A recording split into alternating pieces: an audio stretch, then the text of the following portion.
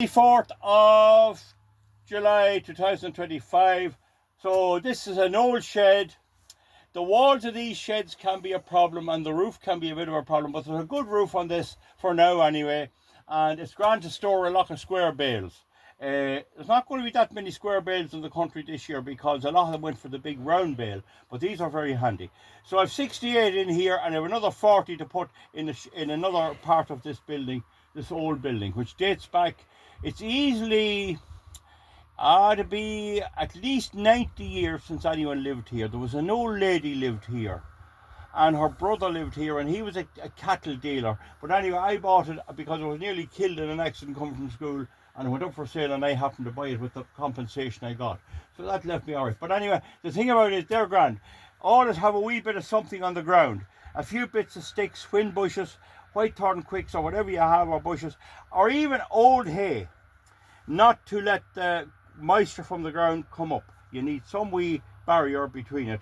Be right, a sheet of maybe plastic might do, but I never use it. A wee bit of something to form a barrier. Now, a thing that a lot of people don't understand about old sheds and that is somebody might know, but where you have a little window or a little air hole in a shed, don't close it up. Not only does it let a certain amount of air in, but it could be the sheeoge, the spirits or the ghosts as they call them, sometimes use these sheds, and you don't want to block up their path for getting in or out. You don't have to leave a door open, and I'll just show you an example of an old window that's in these houses and how you need to make sure you keep the right side of them, of the sheeoge or the fairies as they call them, or the ghosts, right?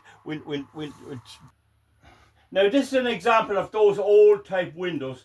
This was once the windows of this house, and when I'm putting in the bales here now, I'll leave a little bit of that. Just don't shut it off completely. Not alone will it provide a bit of air, it'll stop rain damaging the bales near it, but this is where the sheeoge could be going in or out. Old people will tell you, and there is a bit of a rumour here long ago, that if you piled it up with hay and don't let them in or out, you could find part of the building damaged overnight, and that is a part of Irish folklore. Now we'll pause there.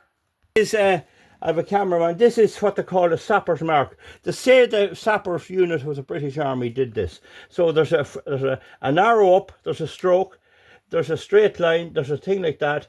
There's an arrow there, 2 arrows, and there's a straight line. Now, if anyone knows how to read them, post underneath and I'll do a diagram and put it up on the studio, and we'll go into it more detail, but that's a strange mark was put there.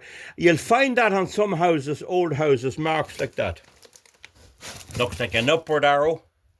I think that's a straight line. I think that's a straight line. That looks like an upward arrow again. That looks like a straight line, and that looks like a straight line. So if anyone's good at reading them, get back to me. We'll do a separate video on it. Thank you very much.